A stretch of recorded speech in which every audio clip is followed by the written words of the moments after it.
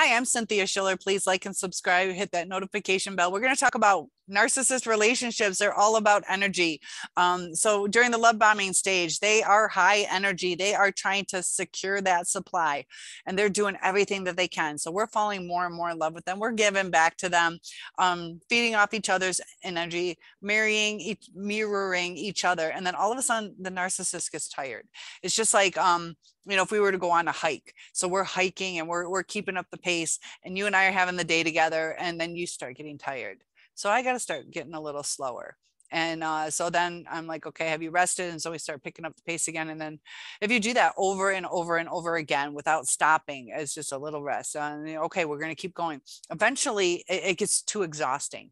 So, just like our bodies need to continue staying, our heart pumping, our lungs breathing, our bodies digesting our food. There has to be some energy. So the narcissist is so depleted in this energy of trying to maintain love that it's almost like I've done it. We haven't stopped. We've been in this relationship and it's like, I keep trying. Okay. So I rested. Now we got to try again. And like, it's just wearing me down.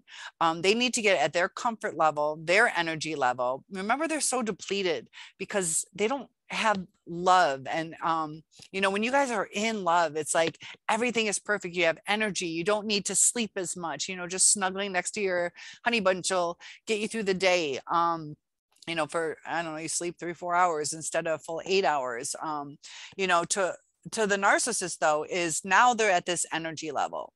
And so they're feeding off us. So they don't want to take that hike all the way to the top of the mountain. Because if you go to the top of the mountain, the air is a little bit thinner. It's different on your body and it's not comfortable to them in the relationship. So they need energy somehow to remain viable. And so what they're doing is they'll pick fights because if nothing happens, then the relationship's dead. And if the relationship is dead, just like if their body stopped,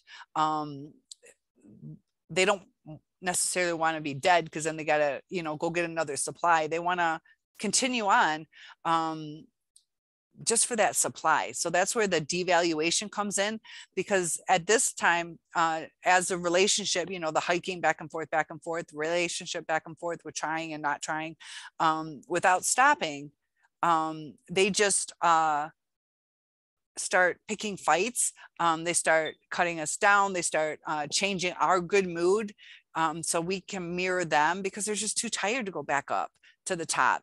It's just like right now, if you said, hey, let's go, go for a run right now. So that's the narcissist promising to go to counseling. Like, yeah, well, we talked about getting in shape. Let's get our relationship in shape. And they're like, are you kidding me? I really don't want to do that. And then they're going to start to resent us, which is going to have more negative energy from them. So they need to balance it. So they kind of put it on us and then we put it back on them. And that's how the balance continues for them, because there has to be that exchange, because if they just sit in their negative energy without moving it, it's going to keep them uncomfortable. Just like you guys are uncomfortable, how you're hurting, like you physically hurt, and to the point of tears. Your body's trying to release what you feel. You feel a sadness, you feel a loss. The narcissist feels an emptiness and a need to fill that emptiness. We feel a need for love. They feel a need to fill their emptiness. And that's where it's different.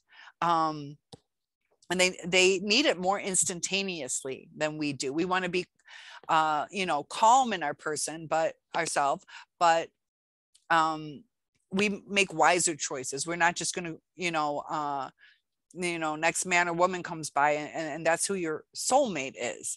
But the narcissist, we can process our emotions. They don't have the empathy to even process their own emotions. A lot of them have no clue what is going on with them. We can reflect, we feel guilt, we miss people, we process all these things that, you know, happen in relationships. But that narcissist is like reading a different language. You're like, I don't even want to do this. I'm not taking the time. It's not going to make sense. So they just, you know, put it away. They're not going to try, you know, right now. I tried learning Chinese. That's really hard. I went to China and yeah, studied, and it really wasn't helpful. So it's like so foreign that why waste the time? Why waste the time? And that's where the narcissist is in processing their own emotions. Like, this is so foreign. Like, I don't have a point of reference. Like, that's what was hard with Chinese, is it's all characters. And some characters can be used different ways, and just the word patterns. And so there's no point of reference. I can read Spanish, French. I know Italian somewhat because I pick up the Spanish words, and Italian has some similarities. There's a point of reference. I can at least sound out what I think the word would sound like, and it's pretty close. But a Chinese character, how do you sound that out if you have no point of reference? So if I gave you that book, no matter how long you stared at it, you would never understand it. You don't have a point of reference. And that's where the narcissist is. I could give you a Spanish book, and you could at least read the words. You might not know what you're saying, but the narcissist can't even read their own mind. And they just need that energy, just like a baby. They know what works. They don't know how to process that foreign language of their language is crying. Our language is developed in whatever your native tongue is. Their love language on expressing themselves is very underdeveloped, and they can't self-reflect.